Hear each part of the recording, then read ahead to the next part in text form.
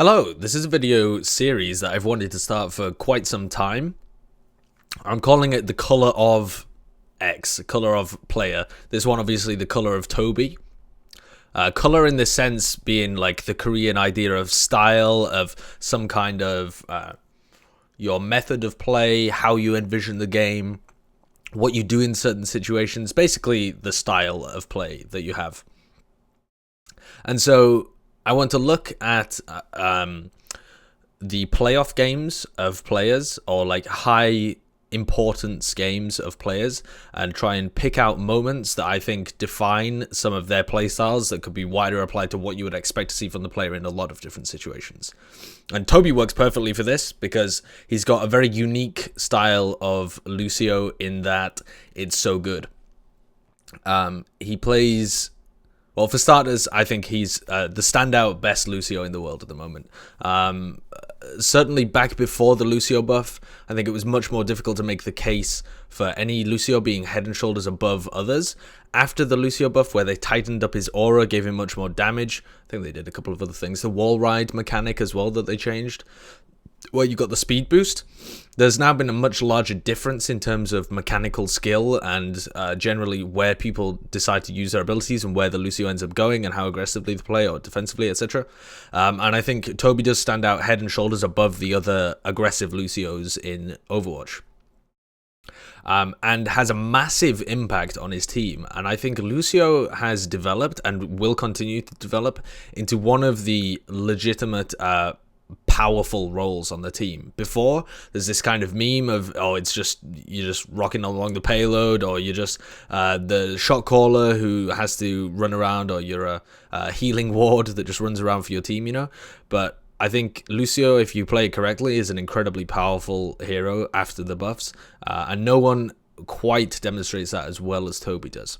So Tobi has a very aggressive playstyle. The only other Lucio that I think I would really say is even approaching his level, actually, he's that far above everybody else, is IDK, the Lucio that played for Freaks Blue. And the two of them are so interesting because they have absolutely contrasting play styles. They both play Lucio, but they both play it in a very different way for their team. And they're both essentially trying to fulfill the same aims. You know, they're trying to peel for their backline. They're trying to stop their flex support player dying in fights. They're trying to get good sound barriers off and deflect aggressive targets as they come towards them, deny jumps from Winston's, stuff like this. But they have a very different way of going about it. Tobi is what I like to call aggressively defensive. He seems to believe that the best defense is good offense, but he's not just mindlessly aggressive. Tobi picks his fights with people that are going to be a threat to his backline. And so he's not just chasing down frags all the time, although he does do that when the fight devolves a little bit. But when the fight's setting up and they're vying for position, if he sees somebody flanking that he believes will be a threat, rather than sitting tight with his support line and waiting for them to come into him and dueling them there, or in some sense try to peel for his backline then, he'll very much go aggressively into the people he believes are threats on his team, for his team rather, and he'll go out of his way to duel them. And this does separate a gap between him and Jae-hong, and I think the style works so well because Jae-hong's able to fend for himself and do huge amounts of damage as well. I don't think it would work that well if he was just trying to escort around a pudding, but he's actually got one of the best, well, no, the best flex support in the world alongside him as well. So the contrasting style, the way that IDK plays it, and I may do one of him at some point, depends how a Freaks Blue performs this season. The way that he plays is that the backline of a Freaks Blue in Season 3 was incredibly tight. They had Recry, they had Lucid, and they had IDK all sat very, very tightly positioned together. And so if anyone came into them, if there was a single target threat, a single Lucio, IDK is waiting for them to come into him, and then he's going to take them on. Whereas Tobi would more get up in their face before they've even had a chance to engage. So that's some of the stylistic difference between them, but I'm going to show you lots of clips to give you an idea. And the way that this differs to a lot of the Western Lucios, I feel, is even if they're playing very aggressively, some of the aggressive Lucios that have impressed me in the West recently have been people like Boink, Ginger Pop when he was playing, when he just transitioned over and Arc 6 had picked up Custer. I thought Ginger Pop was playing it quite nicely. there's tons, but they must be slipping my mind at the moment. But these guys play it in more like an aggressive way. But they tend not to have as good awareness of who the actual threats are, because if you just end up going aggressive and chasing frags or trying to maximize your damage output as Lucio, the gap that you're separating from yourself and your flex support ends up putting your flex support at risk, unless you're fighting the exact person that was trying to get onto your flex support. So you have to have great awareness as well as great mechanics and aggression if you want to play the style of Tobi. And at the moment, it looks like it is the best style to play Lucio with, if you've got the ability to pull it off. Another thing that lunatic-hai do is they use him as bait occasionally to force dives. So they're so confident in the way that Tobi can dodge and move around and use his abilities to keep himself alive. And he also gets a lot of help from Jaehong in that sense. When Jaehong's on Ana or when he's on Zenyatta, he'll have either the harmony or a lot of healing, or he'll come in and they'll both get naded and they'll heal each other up. They've got very great synergy between the two of them, and what that does is it allows both of them to stay alive a lot longer than any other support duo across the entirety of Overwatch.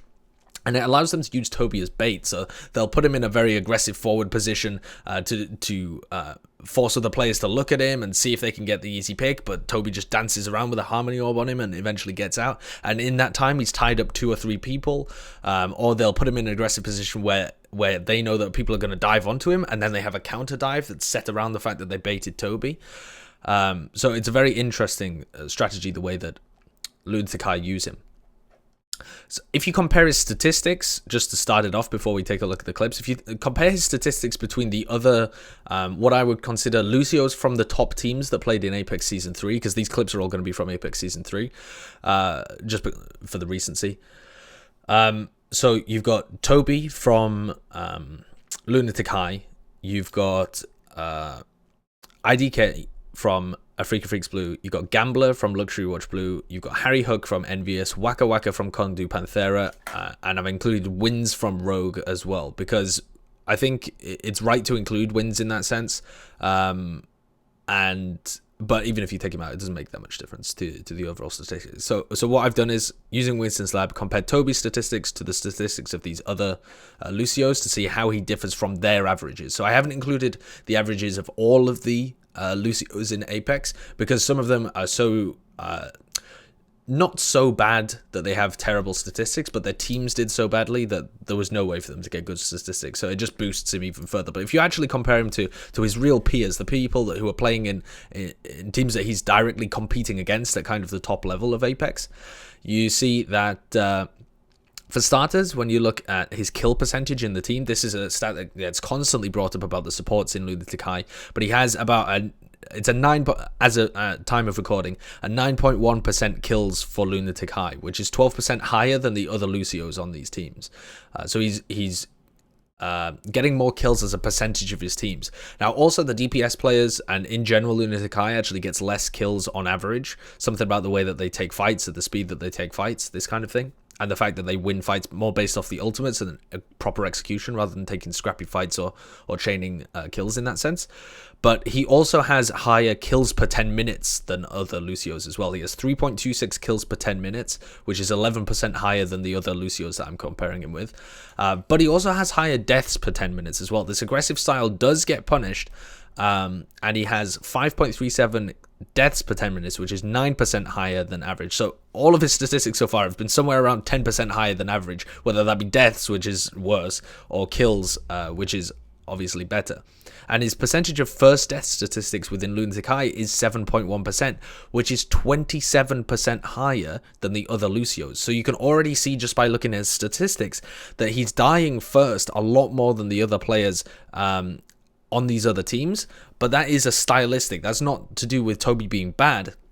Even though the first death is really important, that's not to do with him being bad in this instance. It's partly to do with the way that lunatic-hai uses him as bait and uses him to dance around, and the fact that once he's kind of used up his cooldowns, he'll like play aggressive into the enemy team and try and maximize his damage output even if he dies, or try and going and get picks and trade kills with players, and it's also partly to do with just the fact that he has aggressive positioning, and that can sometimes be punished. You know, he's only a Lucio at the end of the day. But the positives for his playstyle end up working out more than the negatives in terms of how it's punished. He also has a higher ultimates per 10 minutes as well. He has 3.37 ultimates per 10 minutes. As you can see, he's building about an ult every 3 minutes, but that also takes into account, that doesn't take into account like the frequency of fights. So when they're playing really fast, when they're taking more fights, he ends up building it quicker. It's not like you can time it based on 3.3 minutes. Okay, he'll have another ult, but that's 10% faster than the other Lucios as well. In general he's doing more damage than the other Lucios, but there's no way to track that stat except by ult charge. And he has a much faster he has a 12% time 12% and 7% faster charge rate on his ultimate as well. So he, again, doing more damage, putting himself in these kind of positions, healing more effectively, etc. So let's have a look at some clips. So these are just some clips that I've listed. First of all, just to show you that the guy's got solid mechanics. You know, he's got oops. Okay, so the guy's got good mechanics just at a base level that allows him to perform this well in this kind of style. So in this situation, we're just looking at his sound barrier usage and like the way that he's using boops and stuff. So this is just like the basics before we get on to how he plays aggressively defensive, just to show that the foundations are definitely still there for Tobi. You know, the foundations are also excellent in terms of the way that he uses sound barrier, the way that he uses the boops to keep people alive. You know, the way that he's positioned with his team to keep healing. The foundations are very much there, and he's also developed his higher level skills. So here, lunatic-hai have just used Jae-hong's Transcendence. They haven't got much back for it, and Guido's just died. Both traces have been traded, so they know that Luxury Blue are going to initiate. They know that Luxury Blue have got tons of ultimates as well. Flower comes in with his blade here, you can see, and instantly Tobi reacts. Again, Tobi's one of the Lucios that won't instant react to Dragon Blades if he isn't sure that, if he thinks it's a bait blade, essentially. If he thinks that the Dragon Blade is being used simply to force out his sound barrier, he'll often not use it. You know, he'll speed boost, he'll boop, he'll back off, and the Dragon Blade's just like sat there having already used the dash, useless. He's very good at being able to do that. I'll show you some clips of that later on as well. But in this instance, you know, he's got the awareness to realize that this is actually Luxury Watch Blue committing to a fight because they feel like they've got an opening. They just picked Guido. Jae-hong's already used his Transcendence, so they feel like they've got an advantage in that sense. They could potentially burn through Tobi's sound barrier. Comes in here, they've used it. He gets the boop on him, as well as using the speed boost so that like Jae-hong can get out of the way. Zumba comes in, boops him as well. Miro comes in with the Primal Rage as well, and Flower's got absolutely nothing, literally zero from that. Look, everybody on lunatic-hai is still full health, and it is very much possible to like burn through and get one pick if you're playing into a sound barrier as a Dragon Blade.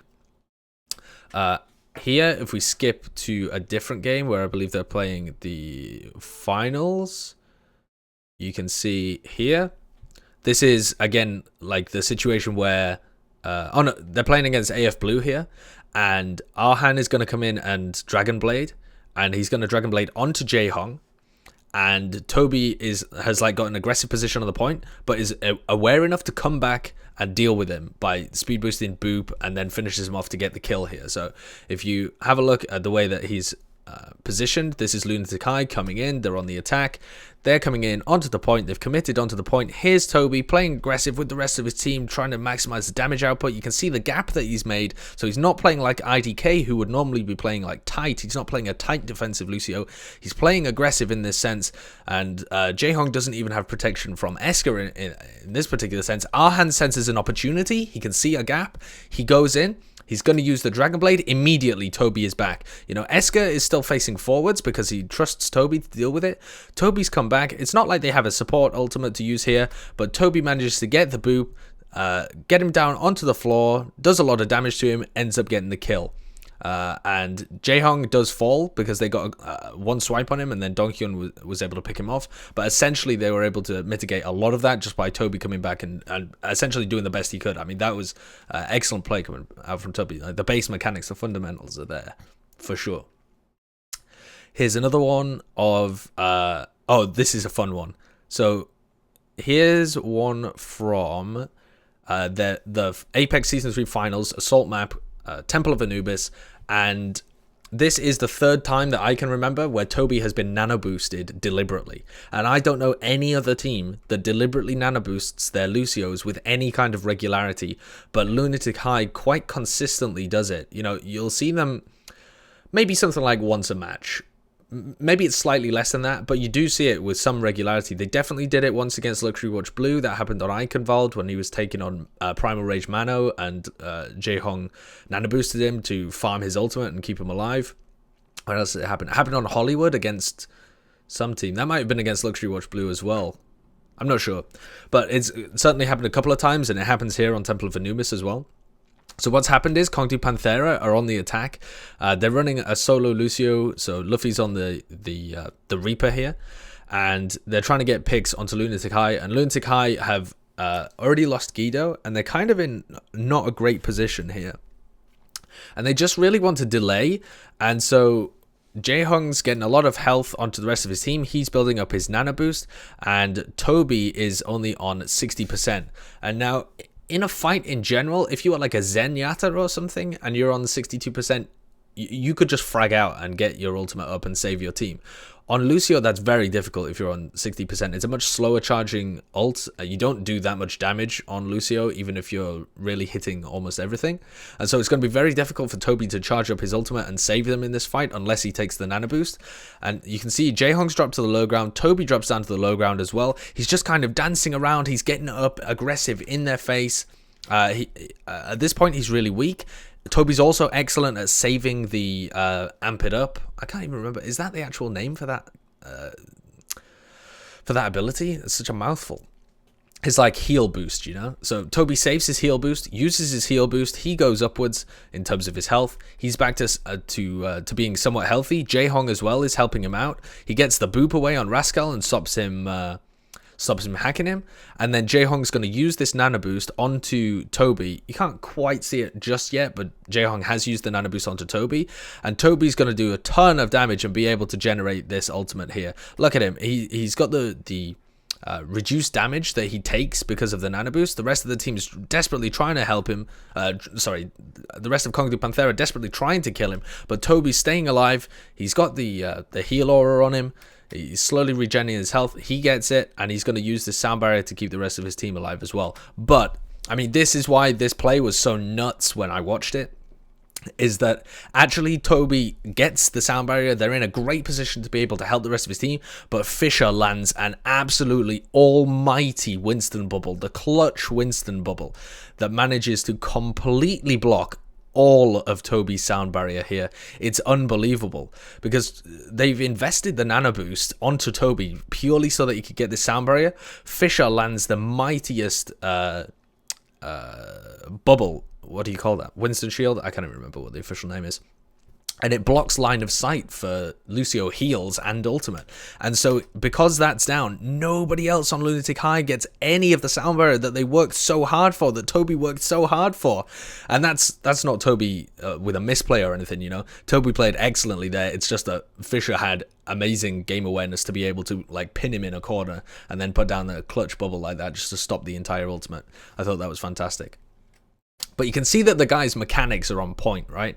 He's got great ability to stay alive in fights. He uses his cooldowns excellently. The crossfade to keep himself, mostly keeps it on healing, but gives his team a speed boost when needed. I mean, there was an amazing play in the finals where Eska uses a tactical visor on Nepal village and got the speed boost, not just a speed aura, but the speed boost so that he could run right across, use the tactical visor, and got like 3 kills, I think it was, which was crazy. Great synergy between the two of them.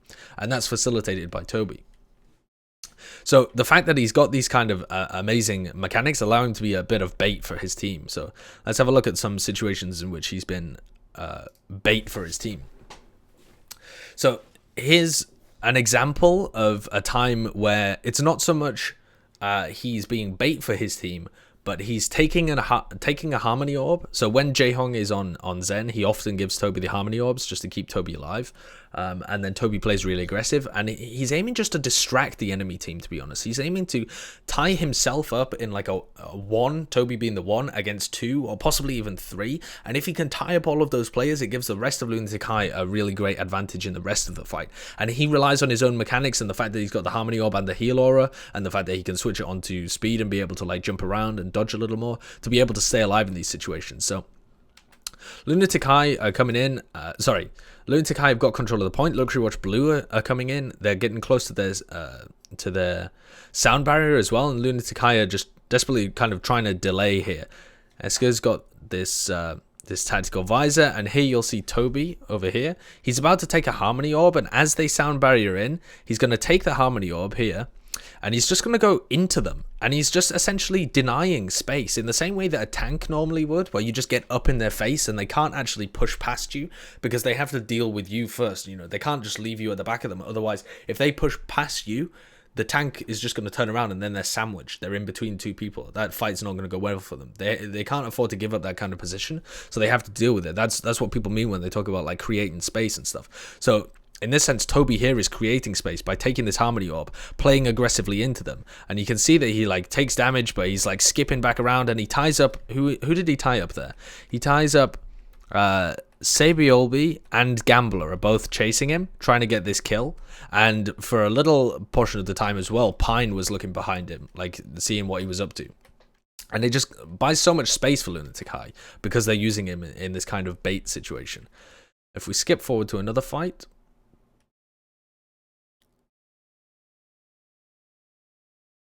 here you can see lunatic-hai on the defense of Eichenwald's second, playing against Luxury Watch Blue, and Sabiolbi's going for a pulse bomb here. You know, they know that he has the pulse bomb. He's going to pressure around here. Tobi's just coming out here. He sees Tobi. Tobi's got the Harmony Orb on him again. They work in great conjunction, these two.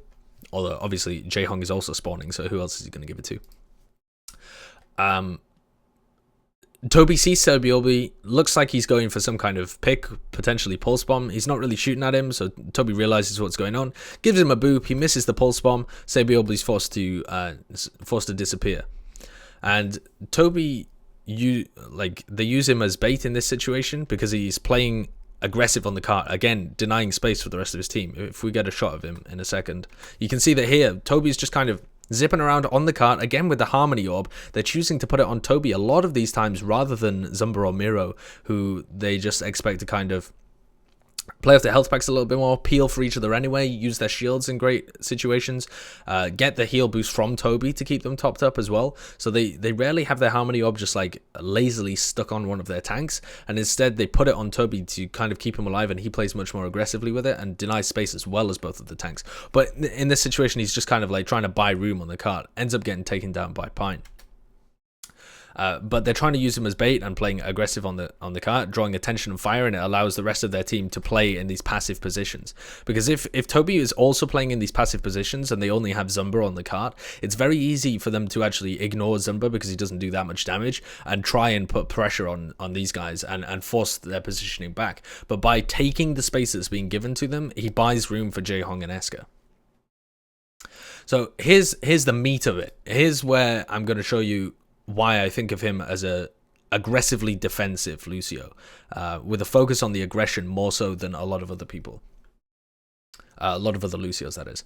So take a look at his positioning here. He doesn't really do anything in this particular clip, but here's where Tobi's positioned, and look at where the rest of his team are. He's not down here with Jaehong. He's not around here with his tanks like some of the Western Lucios play with their tanks, just to kind of keep them topped up and make sure that they have a bit of a health regeneration.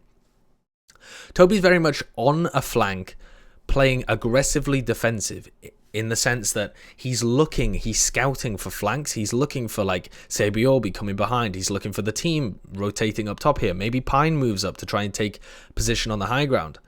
And in these situations, Tobi's going to be able to spot it out and potentially even take a 1v1. There's multiple times where he does this and spots Sabiolbi and like hides around a corner, and he's not afraid to duel him, and Sabiolbi or whichever tracer he's playing against ends up using the recall. So he's got a good sense for this kind of thing and an ability to to cover flanks for his team. So this is just his positioning that I'm pointing out here. You can see he's playing very aggressive. He spots Pine coming up top and he zips around to the rest of his team. So if we skip forward a little bit to pretty much what was the next fight, it might have been the one after the next fight. So he does something similar here. And here's kind of where, in fact, actually I'm going to return to this one at a later date. I put this in the wrong area.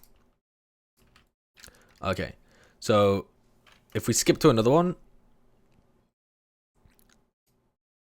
this one is fantastic. Here's Tobi. You just spotted him here, and Luxury Watch Blue are going for this this amazing Sombra v Sombra situation on Volskaya. And what's so important about Sombra v Sombra on Volskaya B is the health pack. I'll show you it in a second. The health pack that's around here, this large health pack that's over in the corner. Whoever controls that in terms of who has it hacked has a massive advantage, because unlike something like Temple of Anubis, where the health pack is really close to the defender's spawn, this one is actually very close to where the attackers are going to be set up. It's difficult for the defense to push in here and really take control of this house because it's very far away from the high ground that goes around the point. So the entire kind of metagame of Volskaya B in this situation, where you've got Sombras on both sides, revolves around taking control of that health kit. And what you'll see is Tobi is round here defending the health kit. This is kind of mental, aggressive defensive positioning coming out from Tobi. And I love it because the rest of his team is positioned around here. And Esker has got this health kit hacked at the moment, but it's running out. And that's the situation. And so Tobi's been put on like guarding duty. He has to guard this health pack until Esker's in a position where he can come and rehack it.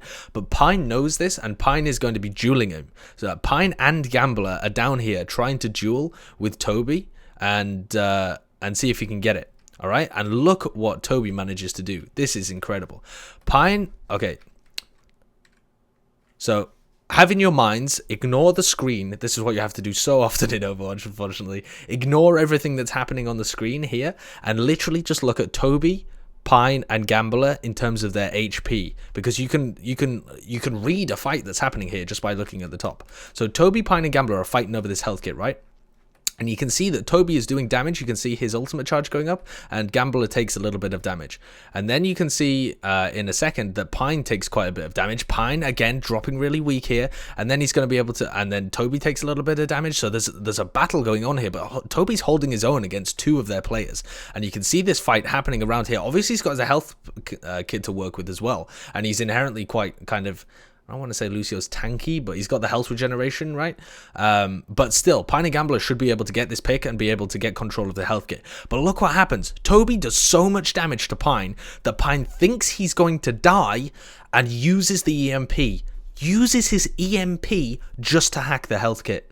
Because he knows he's going to die. He knows that Tobi's going to kill Pine. And so he's not going to have an opportunity to hack it, and they have to hack that health kit if they want to win Volskaya. And so he can't allow Esker to come around at the end of this fight and hack the health kit. So Pine is forced to use the EMP here. And I remember one of the Korean coaches doing a VOD review of this afterwards and praising Pine because he realized that that the health kit was open and he could use the EMP. But I think that credit should go 100% over to Tobi, because he manages to defend this health kit 1v2 to the point where Pine is forced to use an EMP just to get the hack. He uses the EMP over here, boom, doesn't even catch anybody, doesn't help them win the fight. It literally just helps them get that health kit, and then Tobi kills Pine. So great play by Pine. I mean, you know, he had to use the EMP, but the fact he was forced to use the EMP there is because Tobi is so good and could take the 1v2 in that situation and force him to do it. And so now, yes, Luxury Watch Blue have got control of this health kit, but it was so much better than just allowing them to take it and get the hack on it. So here's another one. 2 hours 30. So this is just kind of a default one of him playing aggressively defensive onto tracers. There's so many examples of this. This is just one example, but he does it all the time. So here's Birdring having a duel with Guido. Lunatic-hai on the attack, so they're trying to come up the back here. So you know how teams, when they're attacking, they'll come through here, come around the back, and then they'll come up this staircase and they'll try and establish position up here. And Birdring is just kind of floating around. You'll see, where is Birdring? He's somewhere around here. Wait there a second. There he was. So this is Birdring, this little yellow arrow. He's going to go down here and he's going to try and hook around the backside of lunatic-hai and pressure them from behind. Jae-hong's already died, but he's just going to try and stay in the back line. Here he is, and he's going to try and put pressure on them. And Tobi is 100% not afraid to leave the rest of his team, leave any kind of support from like Esker, Guido, Zunba, anything, and just full on take a 1v1 against Birdring, get right up in his face, and he just hits a couple of things, has a boop on him, and Birdring's away. And it's so difficult if you're the tracer in that situation to be able to hit a really nice clip onto the Lucio and kill him. When he's got the heal aura up, he's used a couple of the like the burst of attacks, but also the sound boop. And it does, normally he manages to get tracers with massive consistency down to about half health, to the point where they have to recall or go back for a health kit. And that's what Birdring's had to do here. He's had to go back for a health kit and is forced out of the situation. And it allows lunatic-hai to continue. And there are just countless situations, if you look back through the VODs of Tobi doing this all the time, where it's not that he's waiting for it to get into a bad position and then turns to duel Birdring. He goes and gets up in his face. He like gets really aggressive up in these tracers' faces, and he's not afraid to take the fight. And I mean, Waka Waka said at the beginning of their game against, who was it? The beginning of, oh, no, who was it? It was Waka Waka playing. Oh, it was Waka Waka playing against Envious, and he was talking about effect being so good, and he was like, "Well, Lucio is the counter to Tracer, so I'm just gonna wreck effect." And it might sound weird, Lucio is the counter to the Tracer, but it definitely is in terms of the backline duels. The Lucio, a lot of the time, is going to be able to force away the Tracer if they're playing it. If they're playing it well, if you've got two Lucios if you've got like a Lucio and a Tracer that are both at an elite level, it's probably going to be the Lucio that ends up like forcing the Tracer away if they're just going for a solo dive, just one person flanking from behind. Also, Tobi is frag hungry. So as much as I'm calling him aggressively defensive and pointing out that he's just going for like specific people to keep his backline alive, he is sometimes just full on balls deep aggressive, where he just goes for picks and is trying to literally just kill people or get trade kills for the rest of his team or finish off weak people. So this one's awesome. This was the overtime situation with lunatic-hai and AF Blue. AF Blue are on the attack, and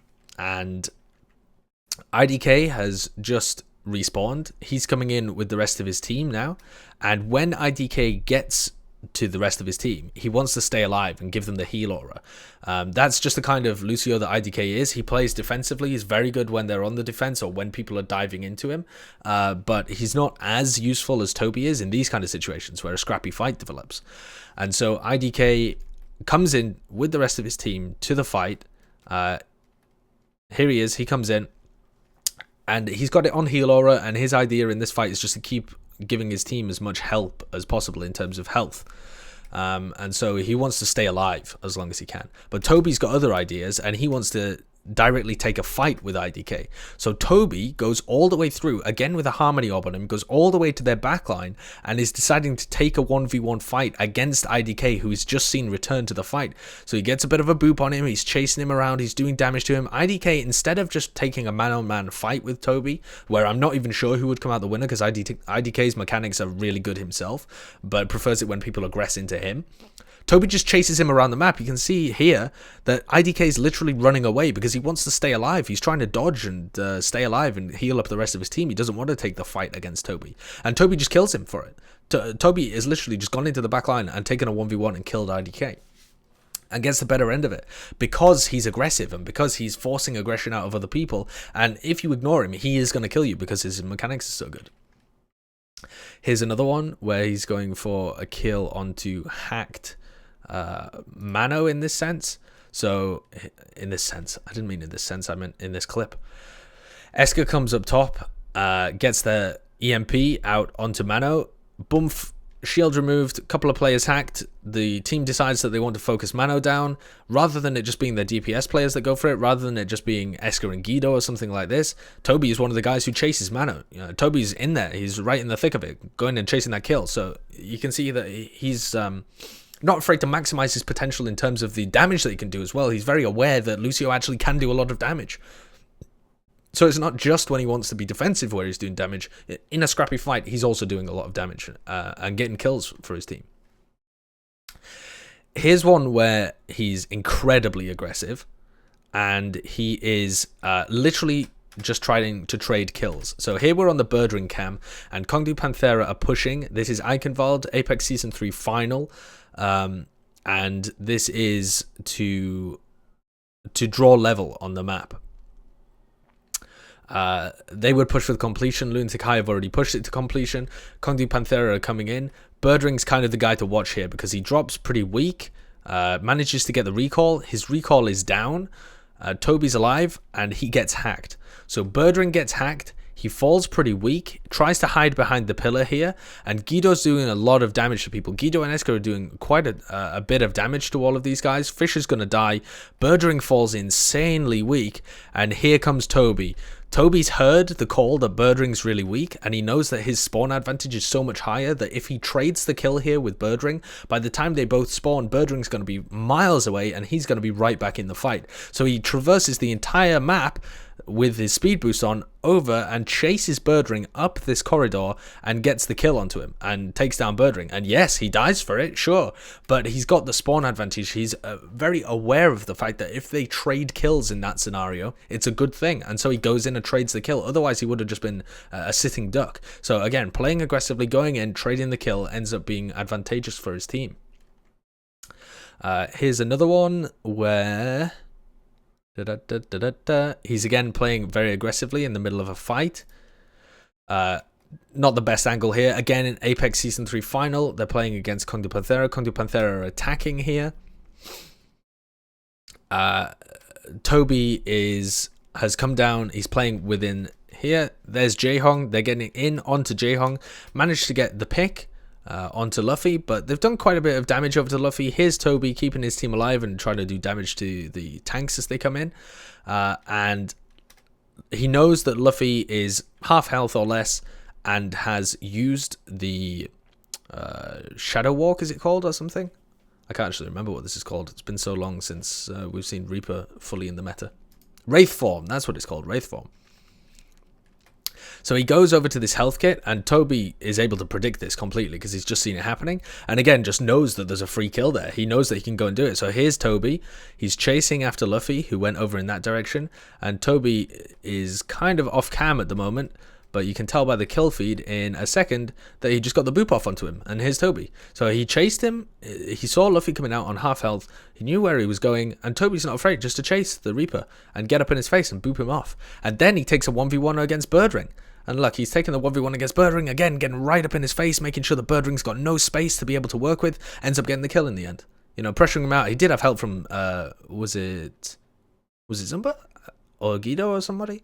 I don't know. He had help from somebody else, but essentially, he did the majority of that damage, ended up finishing off a kill, and because he's so close to Birdring, like, Birdring doesn't have the space to be able to choose and select his targets, he has to deal with Tobi because he's up in his face.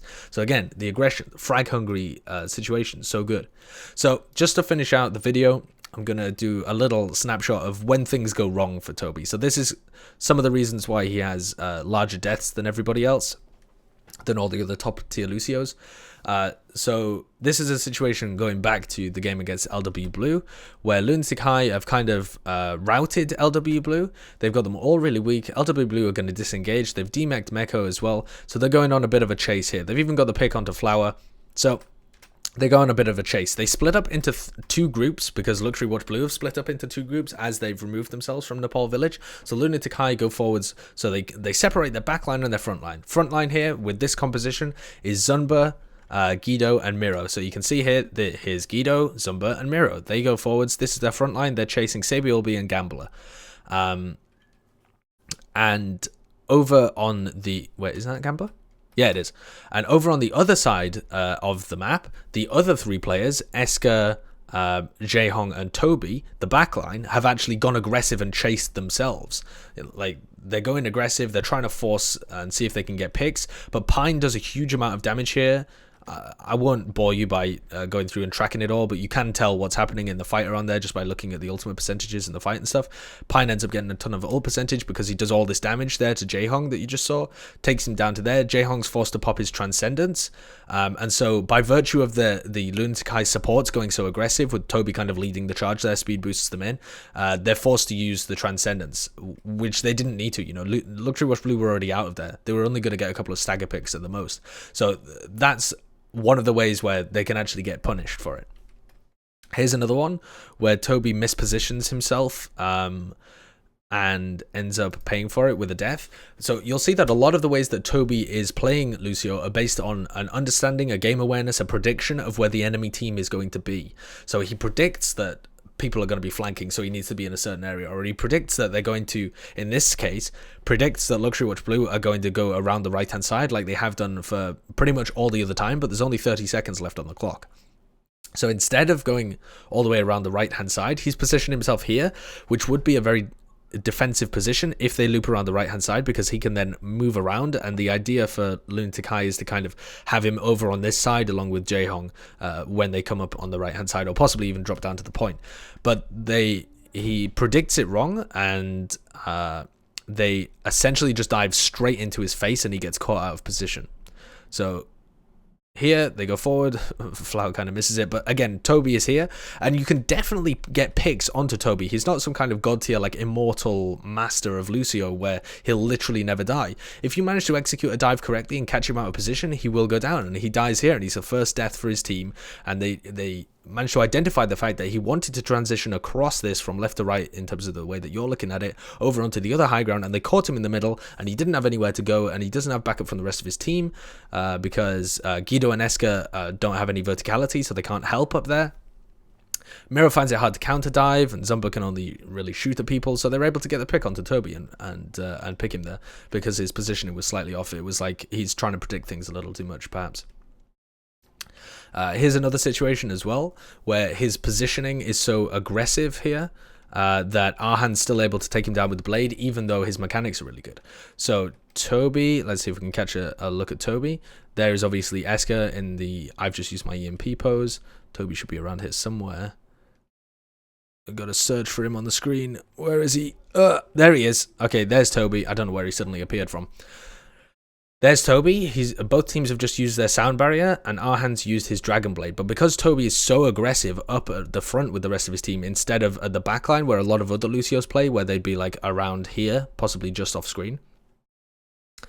Because he's up aggressive with the rest of his team, Arhan doesn't have to use a Swift Strike to be able to get onto him, and can just slice him here. Gets one slice on him, removes quite a lot of health, and he hasn't had to use anything. So even after Tobi uses his speed boost and the boop to knock Arhan away, Arhan still has the Swift Strike to be able to get up in his face and can then take him down with another 2 swipes. So he's not even able to drag out the duration of the Dragon Blade in that sense, because his positioning was already so aggressive when Arhan wanted to go for the blade. So there are ways in which Tobi's positioning can be punished in this sense by playing so aggressively. But I hope this video gave you a good understanding of how I see Tobi, how I've modeled his play as an aggressively defensive Lucio, and the best in the game.